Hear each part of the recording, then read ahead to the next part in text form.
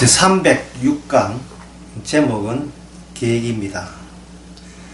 계기를 줬다는 계기가 있었다 하는 것은 이거는 그 당시는 모르고 나중에 과거로 돌아보고 현재 와서 과거로 돌아보면서 하하 내가 지금 있기까지 이러한 일들이 우연히 발생되었구나 돌이키면서 다행스럽게 생각하는 것, 그런 것이 계기가 되겠지요. 그 일이 없었으면 지금의 오늘의 내가 있었을까 라고 감사하는 경우 또는 고마워하는 경우, 그런 경우 같은 것을 계기라고 이야기할 수 있습니다.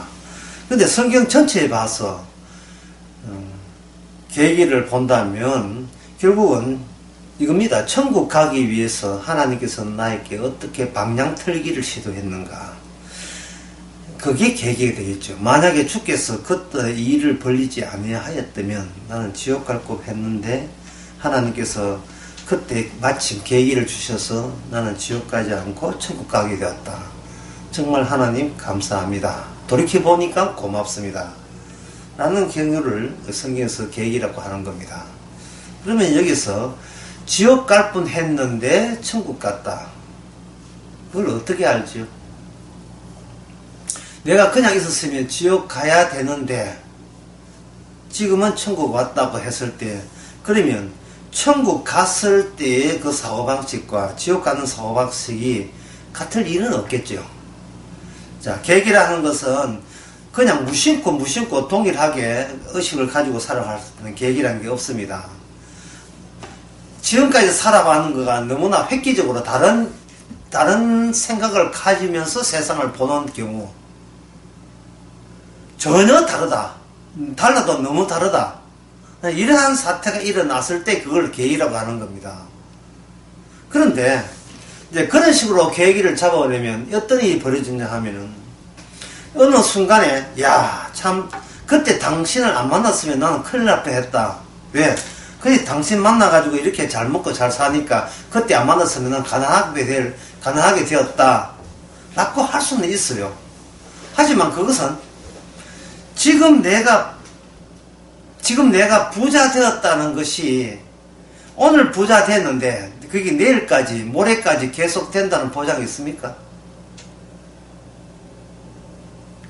계기가 하나 같으면 야, 그때 그 일을 안 했으면 큰일 날 뻔했다 했는데, 그렇게 생각했던 그 과거에 그 내한테 중요한 포인트가 되었다, 그 중요한 굴곡점이 되었다, 인생을 전환점이 되었다 라고 자부했는데, 나중에 그보다 시간이 좀 더 지나서 보니까 그건 전환점이 아니고 나를 오히려 망치게 한 그 착각이었네 라고 생각할 수도 있잖아요.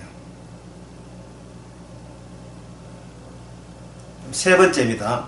첫 번째, 당신을 만나서 내가 인생의 전환점을 해가지고 그때 안 만났으면 나는 거지 될 뻔했는데 지금 부자 되었다. 고맙습니다. 라고 생각했던 그것이 그 다음 5년 뒤에 생각해보니까 당신을 안 만났으면 내가 더 부자 되려고 시도하다가 사기꾼 걸리는 그런 일은 없었을 것이 아닌가라고 오히려 좋게 생각했던 전환점이, 그거는 나에게 참으로 치욕스러운 순간이라고 도로 반전을 일으키면서 해석할 수도 있잖아요. 그렇지요? 그게 두 번째. 세 번째로, 처음에 당신 만날 때 진짜 좋았는데 나중에 좋은 게 아니고 내 인생 망쳤다 라고 생각했는데 세 번째 보니까 그 망쳤다고 생각하는 것이 정말 좋았다. 이렇게 세 번째 또 다른 각도로 계기를 잡는다면 도대체 한평생 동안에 그런 수정되는 계기를 도대체 몇 번이나 겪어야 됩니까? 10번 겪어야 되겠어요? 20번 겪어야 되겠어요? 뭔가 잘 될 때마다 당신 덕분에, 또는 그 말로 다른 말로 하면 하나님 덕분에 잘 되었습니다 라고 하다가 한 5년 10년 지내가지고 인생 망치면 그때 그 교회 안 가야 되는데 라고 생각하는 경우, 그런 경우에 지난 해석을 어디가 반성할 겁니까? 그걸 버릴 겁니까? 그때 잘못됐다고 이렇게 단정을 내려도 지금 잘못됐다고 여겼던 지금의 판정이 5년 후에 또 엉터리 판정이라는 것을 어떻게 보장할 수 있습니까? 아니라는 것이, 어떻게 판정이 아니라는 것을 어떻게 확정할 수 있어요? 이 사람이라는 게 어떤 경우에 잘 됐다 못 됐다 이렇게 조급하게 성급하게 판정되면 안 되는 겁니다. 내 인생의 결정적 계기였다 라는 말을 함부로 하면 안 된다 이 말입니다.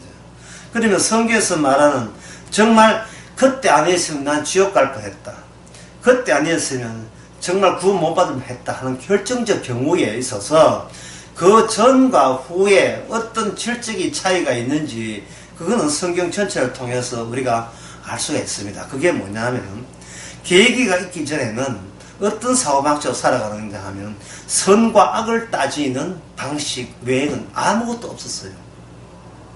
선과 악을 따지는, 나는 선한 쪽일까 악한 쪽일까, 그리고 내가 만약에 악한 짓을 해야 하면 어떻게 하면 선으로 바뀔까 라는 의식, 내가 악했으면 선으로 바뀌어야 내가 나중에 장래가 보장되고, 만약에 선하면 절대로 악에 빠지지 말고 선한 대로 그렇게 유지를 해줘야 나중에 천국까지 무사히 꼬린된다 라는 의식, 이 자체가 선악 구조 안에 여전히 사로잡혀 있는 꼴입니다. 이것은 바로 세상에 있는 모든 사람들의 사고방식입니다. 아담이 선악과 따먹고 난 뒤에 하나님께서 아담에게 탓한 것은 뭐냐? 선해라가 아닙니다. 네가 왜 선과 악의 굴레에 빠져버렸느냐? 그 굴레에서 못 빠져나온다. 그래서 너는 죽는다. 그래서 하나님께 인간에게 저주를 내고 심판을 내는 이유는 선과 악의 의식에서 못 빠져나오기 때문에 그렇습니다. 왜냐하면 하나님께서 그걸 따먹지 말라, 그 세계를 알지 말라고 당부했건만 따먹고 난 뒤에 그 세계에서 푹 젖어 버렸거든요. 사람의 의식이라는 것은 이렇습니다. 내가 나쁜 짓 하는 것은 재미를 있을 수 있어요. 하지만 나쁜 짓 하고 난 뒤에 거기에 오는 어떤 초조감과 들킬까봐 겁내는 거, 그리고 하나님이 다 지켜보시는 어떤 저주, 징벌, 그런 것에 대해서 평생 시달리게 돼 있어요. 나쁜 짓 할 때는 재미가 짜릿하고 재밌지요. 하지만 그런 것을 혹시 과거에 나쁜 짓 하는 게 지금 들키게 되면 내 인생 과거 모든 것이 숲으로 돌아가고 내가 공들였던 인생도 망쳐버리면 난 어떻게, 그러니까 지금이라도 내가 회개하고 반성하고 하나님께 잘못됐습니다, 용서를 구할까? 라는 사고방식을 가지고 교회 오신다면 그 사람은 여전히 하나님의 결정적 계기를 만나지 못한 사람입니다. 선과 악에 갇혀있는 사람입니다. 자, 그러면 계기가 선과 악에서 갇혀있는, 선과 악 사이에서 항상 방황하고 초조하고 불안 떨고 공포스럽고 완벽하게 되지 못하면 가슴 두근거리고 언제까지 이렇게 살아야 되겠어요? 어떤 계기가 있어야 나는 구원받다 천국 가는 사람이구나 하는 걸 아는 경우가 어떤 경우입니까? 이것이 예를 들면 시편 137편에 보면 나옵니다. 우리가 바벨론 여러 강에 앉아서 시온을 기억하며 울었도다, 이렇게 되어 있어요. 이스라엘 백성들이 시온, 다시 말해서 약속의 땅에 있는 예루살렘이죠. 하나님의 성전이 있었던 그곳의 중요성을 이스라엘 백성들은 살 때는 몰랐어요. 몰랐는데 거기에서 쫓겨나고 난 뒤에 바벨론 포로 잡혀가서 알았습니다. 그때 뭐라고 하냐면 시온을 기억하고 울었더라. 그러면 이스라엘 사람들에게 하나님이 주신 것은 뭐냐? 바르게 살아라가 아닙니다. 이제는 선하게 그만 휘둘리란 말이죠. 생명나무, 하나님이 주시는 이 생명나무는 그동안 우리가 선하게 휘둘린 게 이게 악마의 장난에 늪에 빼도 박도 못하게 거기에서 놀아놨던 겁니다. 그러니까 아무리 착하고 아무리 악을 버리고 착하게 살아도 여전히 완벽하지 못한 데서 오는 초조감과 심판받을 두려움, 그리고 하나님의 저주, 이거에, 그리고 악마가 주는 그다음 협박 공갈, 쫓기게 마련이에요. 그런데 이 시온이라는 게 뭐냐 하면 바로 하나님이 생명나무를 자기 백성에게 주시기 위해서 거기에 일을 벌린 거예요. 시온은 뭐 하냐 하면은 제사 드리는 겁니다. 하나님이 인정한 제사, 사람이 드리는 제사 아니에요. 하나님이 약속대로 이렇게 드리라고 한 제사, 제물, 제사장, 그들이 활동하는 것이 바로 시온이고 거기에 하나님이 계시다는 겁니다. 이거는 뭐냐? 생명나무로서 너 죄를 불쌍히 여기고 용서하겠다는 법칙이에요. 이스라엘 사람들은 거기에 살면서 이 용서라는 게, 이 법칙이라는 게 얼마나 중요한지 몰랐어요. 몰랐는데 10편 137편에 바벨론 포로 잡혀가 보니까 야, 이 용서보다 더 이 세상에 소중한 게 없다는 사실을 알게 되었죠.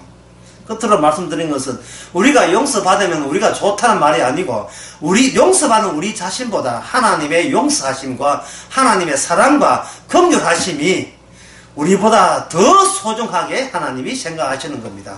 우리가 구원받은 것은 용서를 낚아채라는 뜻이 아니고 용서를 위한 정인되고 하나님의 사랑을 위한 정인되라고 하나님으로부터 이런 용서를 받았기 때문에 고린도전서 15장에 보면 누가 너를 고소하더냐 그런 말씀 나오거든요. 이제 누구로부터 우리가 신문받지 말고 고소당하지 마시고 당당하시기 바랍니다.